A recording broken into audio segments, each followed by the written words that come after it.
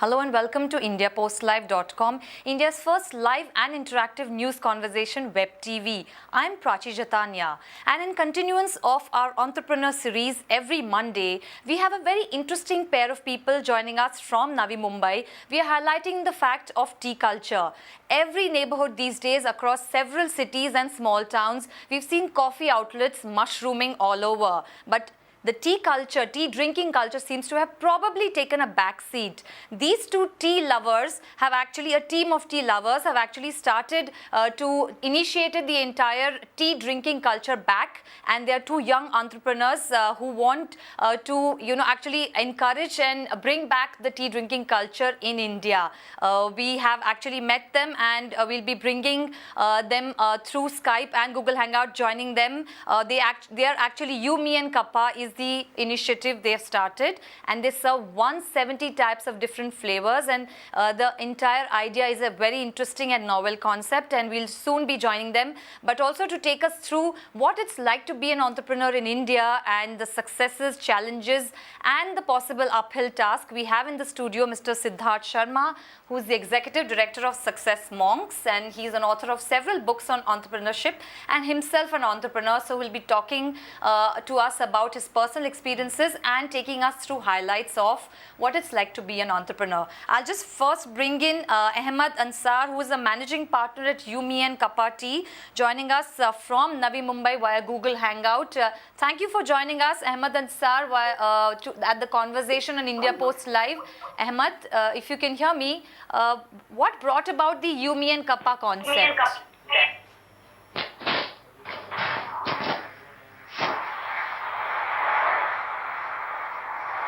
There seems to be a bit of an audio problem. We'll try and get, if we can just talk to Siddharth. We'll just go back to what it's like to be an entrepreneur in India. If you can tell us the top 3 challenges that entrepreneurs in India face, and what have been your experience in it? Prachi, the top 3 challenges that entrepreneurs face, I think the first is about the awareness and the knowledge that it takes to be an entrepreneur. Because if you study the education system that is there in India, and in fact in most of the countries all over the world, it is designed in such a way that it will not produce entrepreneurs. It will produce professionals, knowledge professionals, or people who have technical knowledge. But entrepreneurship is not just about technical knowledge. It is a lot about conquering yourself, your own fears. So that is what it takes to be an entrepreneur. That's the first challenge. And then the second challenge that I think it's quite prevalent in India is that convincing people around you, the stakeholders in your life, that things will work out, and everything would be okay if the business plan works.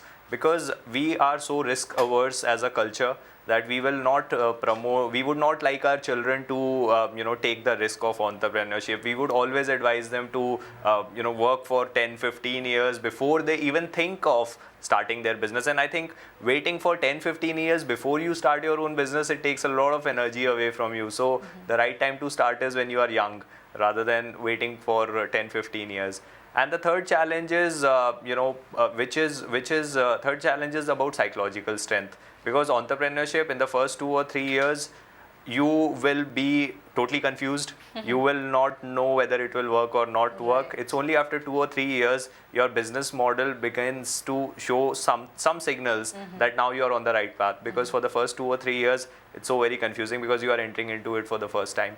So I think these 3 challenges, one is about knowledge, other is about convincing the stakeholders, and the third is about getting that psychological strength in you, that you will continue till it works. I think these are the 3 challenges. Right. And if we look at your story personally, you've actually held a working job, and then you decided to move into holding seminars on entrepreneurship and guiding other budding entrepreneurs. How did that come about, and at any point did you yourself have any self-doubt that I can make it? No, absolutely. I would be lying if I say that I did not have any self-doubts. The thing is, I worked with a management consulting company, one of the world's best management and consulting companies. But right since the age of 15, I wanted to be a speaker and a writer. The first book I read on the subject, called Think and Grow Rich by Napoleon Hill, it really motivated me to make a career in that area. But for the next 10 years, I continued doing what the society or what the family wanted me to do.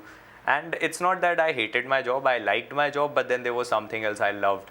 which is what I'm doing right now. Right. So the thing was, when I was starting up, these were the kind of challenges that came my way. That when after 4 years of experience, you just leave your job without any plans. You don't it's so difficult to convince your family that how will you take care of yourself. And when the salary does not get credited into your account or at the 30th of every month, then it's even more challenging. So I think you just need to realize that things will work out if you continue to work on them. So the one challenge that I faced was how to get immediate cash flows, because as a person in a job, you are used to cash flows. Stable income. Yeah, stable income. So developing that certainty within you, even if there is no certainty about the income that is there in your life, I think that was one of the toughest challenge for me. And were there like really days where you really felt low or almost gave up and wanted to go back into your regular 9 to 5 job? The reason why there were not such days is because I'm into the profession of motivating people. I cannot afford to be demotivated myself. So Right. had I been in any other business, I would have given up long time ago. But just the fact that I am in the business of learning new things every day and then motivating people, so I am into reading a lot of personal development stuff. So that gave me the mental strength to carry on. So they were not really those big those kind of lows, or even if they were emotional lows, they were not the kind that I could not handle. Because as a speaker and as a writer in the personal development industry, you need to do a lot of research to keep yourself motivated, and I think that's what kept me going. Right, very interesting. I'll bring in Miss Gwen Fernandez. Okay, I'll try and get Ahmed Ansar, who is the managing partner of Yumi and Kappa Tea. Thank you so much, Ahmed, for joining us. Your first thoughts when you've actually recently just started Yumi and Kappa Tea. What actually brought about the entire concept? Well, it's been last 2 years. We 5 guys are roaming all over the countries, leading PhDs, Assam, Nilgiris, Munnar, and then we decided to promote the tea culture. That is the main concept, bringing back the entire global tea culture into under one roof. That is our main concept. And also our main motto is to conduct a global tea festival. That is one of our long time goal. And as far as the starting effort is concerned, for the last 1 year, we have been trying to do our interior works. Last 8 months it took to complete our interior works, and we just opened last April 5. It's been 1.5 months. Right, you've just launched in April. What kind of clients and customers do you get? And is it like a coffee shop? It's a tea shop, right? Yeah, right. So, yeah, people who as being tea origin, India is. I don't think Indians are not that much crazy on tea, but we decided to bring all the people to come over here and enjoy their cup of tea. That is our main focus. Interesting, and I see that you're right now at the tea shop. I can see very pretty looking tea kettles behind you. What kind of clients do you get? What is the age group of clients that you actually get? Yeah, mostly this particular area, which is located in Navi Mumbai's Parthik Hill. It's a small hill. It's a small hill. Around this Parthik Hill, there are many educational institutions are there. So we are getting more youngsters, especially the age group of between mid 20 age group. People loving here to come with their partners and then hang out here and then be relaxed. This is the place which is not located in the traffic area, high traffic area. This is a peaceful place. So people loving to come over here and enjoy it. I wanted to ask you, Ahmed, what kind of capital funding did you need, initial investment, and are there any challenges you're facing on a daily basis in terms of finances or trying to reach out in a marketing strategy to publicize your brand?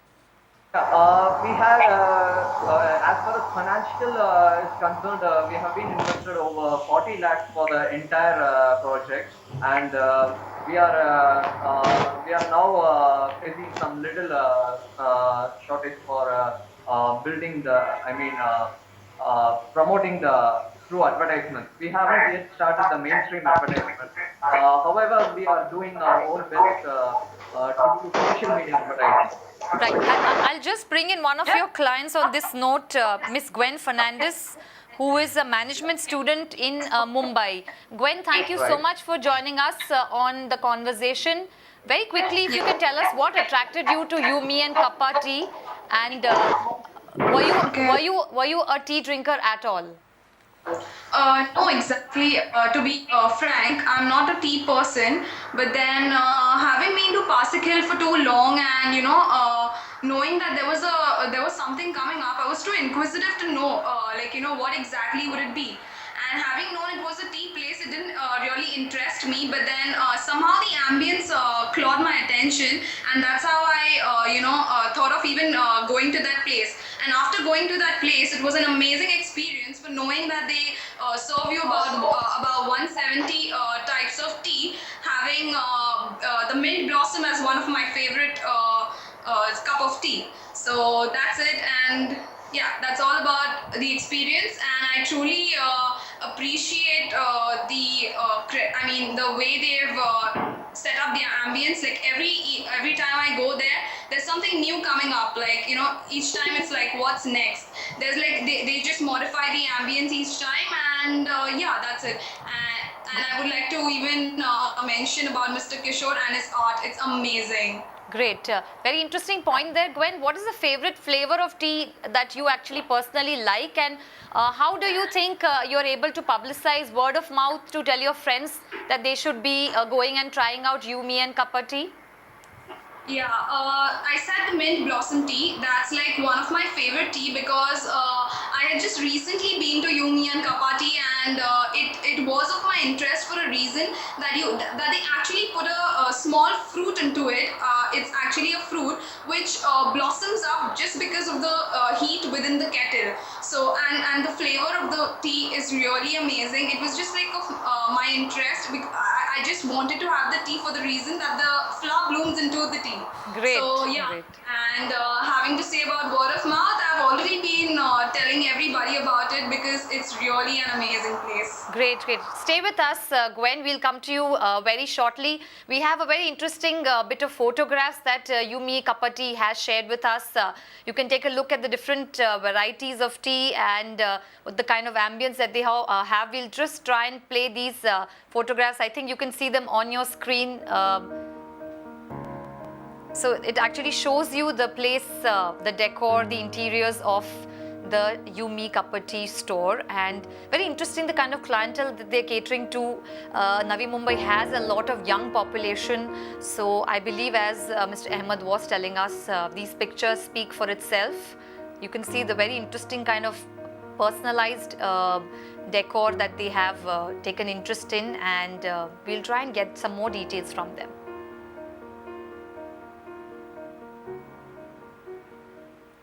Right. I'll come to Mr. Sharma.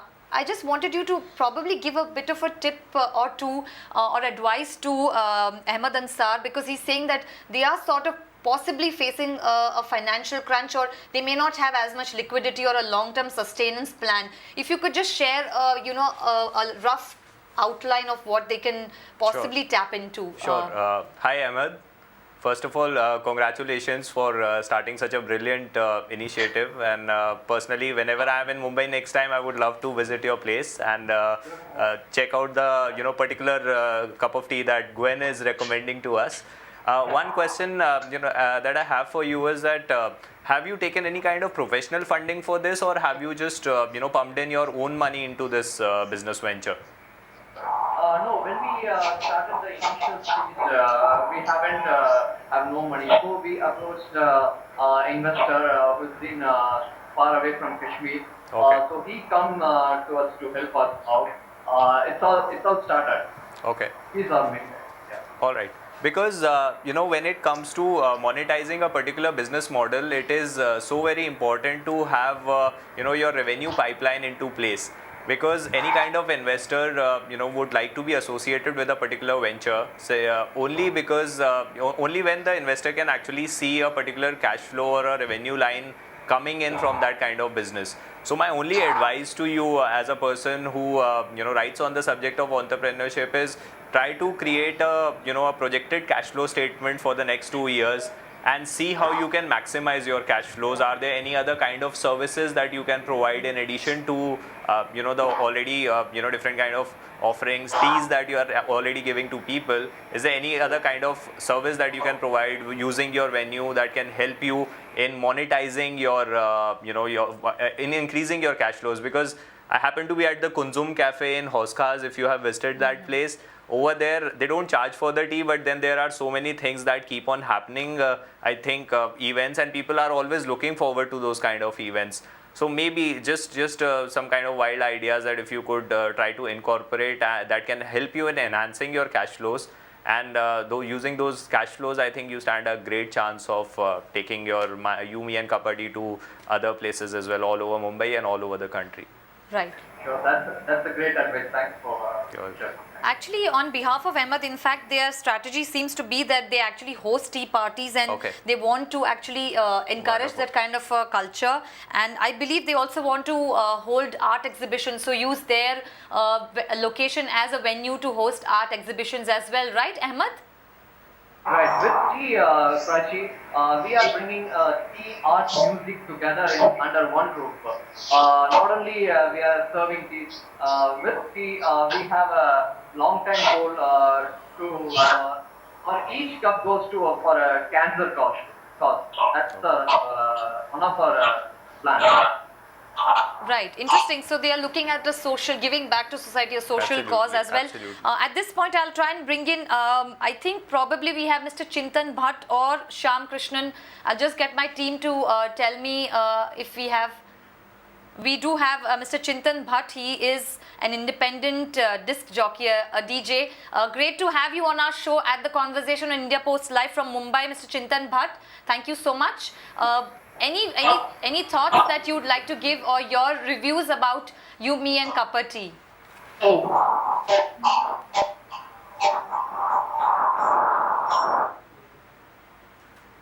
I'll just go to Mr. Shyam Krishnan, also a client and a student.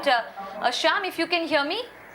Yeah, I can hear you. Right. Any reviews that you'd like to give? What was your experience like trying out a cup of tea and probably a good conversation with a friend at You, Me and Cup of Tea? What was your experience like? You, Me and Cup of Tea has really been a good experience. Newly started up in Navi Mumbai on the Pasik Hill. I think whenever we're bored, or whenever you just want to hang out somewhere or have a cup of tea, I think the first thing that comes to mind is You, Me and Cup of Tea. We go, and I personally know all of them very well. I know Mr. Ahmed, I know Mr. Reggie, and everyone else. I personally know them really well. They have been really good. I mean, the way even when we go, they treat us like our own friends, and the way they treat us, and everything like hospitality, let it be hospitality. The ambience is really awesome. So this is always been like the first place where we always want to go. So that's it. Great. Any particular recommendation, like Gwen was telling us, any particular tea flavor that really left a good taste for you and that you'd recommend to people who'd go there? I think I personally like the Indian chai a lot. So when I go to Cup of Tea, I always order for that masala chai which we get in the kettle, and the tea which the tea which they had made is a little different. I mean, they have that German taste in that tea. So I really like that the taste of the masala chai there, and that's what I want to have every time. Interesting. Thanks so much, Shyam, for that input. Stay with us. I have a question for Ahmed Ansar. Ahmed, you were into journalism, a mass communication professional. What brought about this career switch, and who are these people that you have actually tied up to launch the You, Me and Cup of Tea? Who are these people? How do you know them? Yeah, my close friend Mr. Abu, who is back in Coimbatore, he's now with the UP Kapati. He's one of the founding partners. With Abu, there are also three guys, Mr. Reggie Joseph, and Mr. Habibur Rahman. So when I was in the economic crisis, especially with when facing some hard to get place, uh, when I faced hard to get placed in media industry, I thought why can't I join with people? They are for the last 1 year, in fact, Mr. Abu keep inviting me to join with them. So it's all brought to me over a long way from Coimbatore to Navi Mumbai. That's what happened. Interesting. And what kind of what was the reaction of your family? That's a very interesting personal story you shared with us. You've come all the way from Coimbatore, given up journalism and actually indulging yourself into tea and actually being a businessman. What did your family actually say? What was their reaction when you decided to become an entrepreneur in such a fresh startup? At the age of, at the age of economic crisis, my parents initially they have opposed my ideas to give up journalism to join here. Then gradually they understanding and help me and give me a favor. That's it. Right. And do you all advertise through Facebook or any social media possible channels to actually, spread the word and market your brand? As of now, we are very actively involving in Facebook promotion. Right. There seems to be an audio problem. We are told that he's standing right next to the kettle and brewing a fresh cup of tea for his clients. So we can't really blame him for the noise, ambient noise. But I'll actually go to Mr. Sharma again. Your thoughts on what? Yes, Prachi, there's an interesting phenomena that I would like to point it out over here.